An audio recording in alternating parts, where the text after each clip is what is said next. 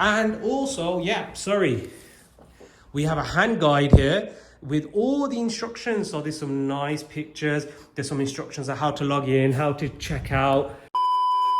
Hi everyone, it's Aaron from Life Excel, and today I'm going to be showing you around one of my other service accommodation units. And I know I normally only ever do travel videos, but once in a while I like to give you guys a glimpse into my life, into what I do to make money, and surprisingly people are really interested. So in the previous video that I'd done, people took loads of value from it. I had loads of comments and messages, people asking for tips and tricks, and people wanted to partner up. So that was pretty good. That's the power of YouTube, right? So today I want to show you one of my more luxurious ones. So this is definitely my favorite. It's in a brilliant location in West Midlands, and I want to show you around. So come with me. So there's a living room, there's a bedroom, there's a kitchen, of course, there's a reception room, and there's a bathroom. So let's start with the show. That's a nice little coat rack that I got from IKEA. So this room I designed in a way where it's very comfortable. People want to chill here. I've made the mood lighting really nice. I've set everything up so it's got like a nice, airy, relaxed, modern vibe to it. Yeah, let me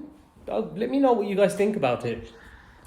We've got a nice corner sofa. I've got some frames up on the wall over here. And then this is definitely the star of the show.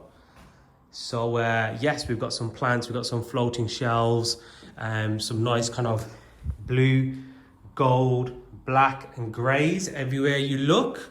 So that's how I have designed it. So I'll put these lovely little strips here behind there. So when the TV comes on, it just gives a nice ambience. So when the blinds are drawn and the lights are down, this looks incredible. Whenever you're designing your service accommodation unit, always bear in mind, okay, what's the location of it and who will be more than likely booking this type of place? Is it contractors?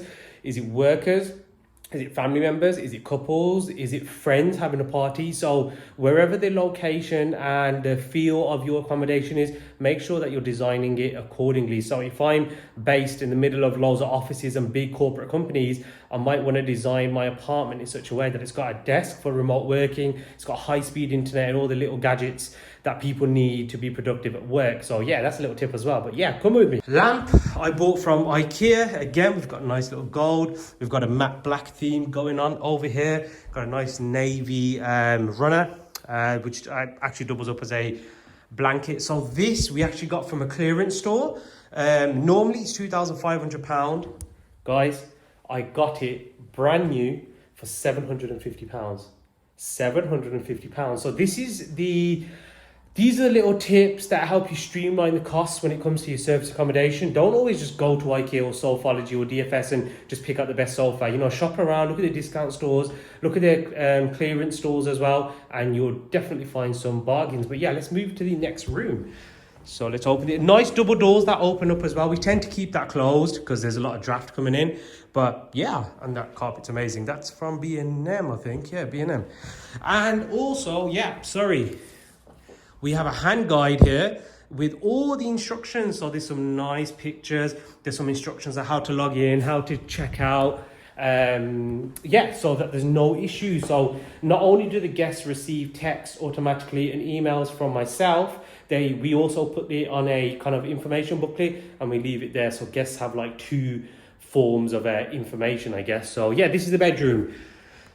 I've made this very low lit, very chilled. You know, when you want to walk into a bedroom, you want it to be chilled so that you're ready to fall asleep. I do want to put some more things on the wall here, to be honest.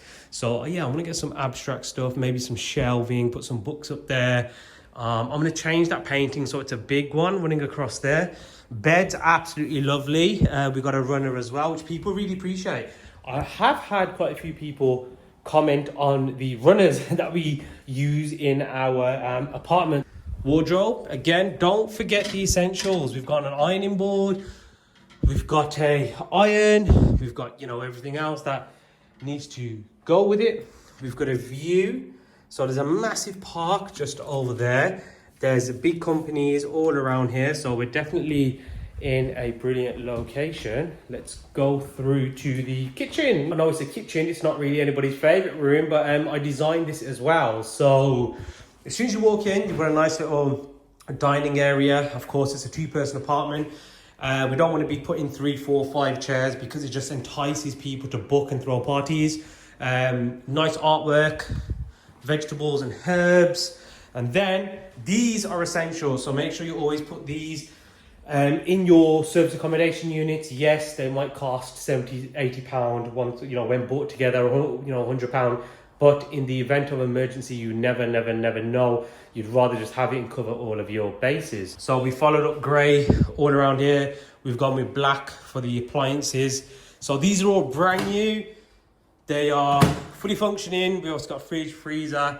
Again, following on from the theme. I've underestimated how much black and gold that I've used in the apartment. It's crazy. Like I walk, at the time when you're buying all the different posters and little things to dot around the apartment, you don't really realize, but once it all comes together, you're like, wow, I've actually done a really good job. So yeah, don't forget some more essentials as well.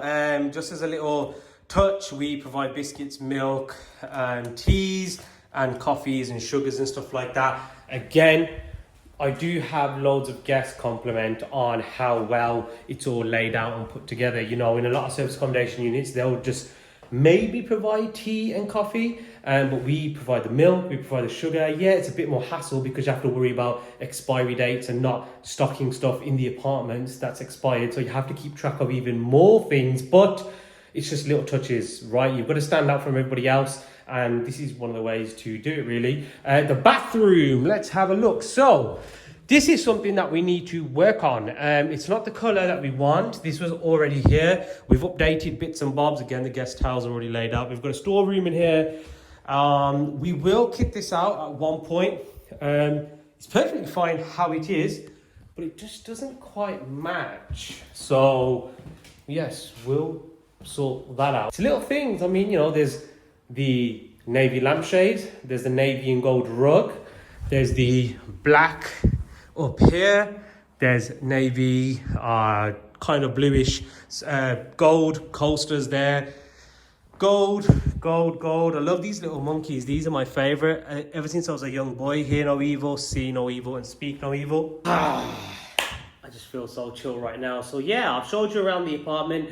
A couple of tips that I would definitely give you guys is, firstly, make sure that you're doing your market research before jumping into any service accommodation deal. Make sure it's the right property in the right location, you've got the right contracts, you've got the right insurance, you've got everything that's lined up. There's loads of resources on Google that are free. You can just type in service accommodation guide on Google and it'll bring up loads of stuff, and just do your digging, make sure that's all teed off. Secondly, whenever you're kitting out your apartments, like I've just mentioned in the video, try to kit them out in a way that you're being a bit different. Not necessarily purposely different, but different in the way of you're catering to guests' needs a bit more than everyone else in the area. So let's give you a random example, right? You can use tools such as AirDNA, which is synced with Airbnb's data, and it gives you I think it's 7 or 8 years worth of data, and it allows you to make an informed decision. It puts the data in a nice way, it presents it to you, and you can do your research on, let's say, Birmingham, London, Edinburgh, wherever you want to set up. And then on there, it will give you the amenities and utilities and different aspects of stays. So you can look at, are there properties with hot tubs? If not, is that something that we can cater to? Can we install that in the unit? These little things matter. Honestly, I've had experience in the past where I've changed one little minor thing. Let's say it was just merely putting in a desk, and it changed the whole booking system, because don't forget, all these millions of customers that are trying to find service accommodation to stay in for X amount of nights, they all have different needs. A family needs maybe 2 bathrooms, they need loads of different bedrooms, so they probably need a house. Whereas someone that's just working away from home, maybe, they definitely need a desk, they need somewhere that's quiet, somewhere that's cozy. Couples probably want something that's a bit more funky. You've got all the different streaming services such as Prime, Netflix, Disney. So try to think about who you're catering to and try to organize it in that way. It literally takes 10-15 minutes of thinking, maybe 30 minutes of research, and then just go out and purchase whatever needs to be purchased. And then lastly, in everything that you're trying to do, I would say to think about scalability. So don't just do things ad hoc as you start as you mean to go on, right? Think about scalability before doing something. Is it scalable? Can I do this across 100 properties and it won't be a major inconvenience to me? Yes or no? And then you decide from there. I've seen loads of service accommodation providers who, for example, let's say they have 2 units in their local area and they're doing cleaning themselves.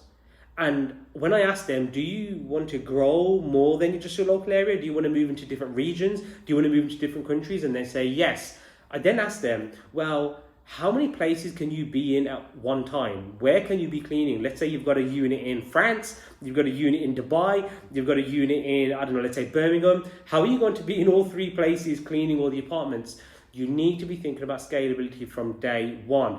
Yeah, I hope you enjoyed this video because the last one done really, really well and people really enjoyed it. As always, guys, I hope that you enjoyed the video. I tend to just do travel videos and stuff like that, but once in a while, I like to give you a glimpse into my life and how I make a bit of money, and people seem to want to know. So yeah, drop a comment below if you've ever got involved in service accommodation or you're wanting to get involved in it. It'd be great to speak with you. Yeah, feel free to drop me a comment, and I shall see you in the next video.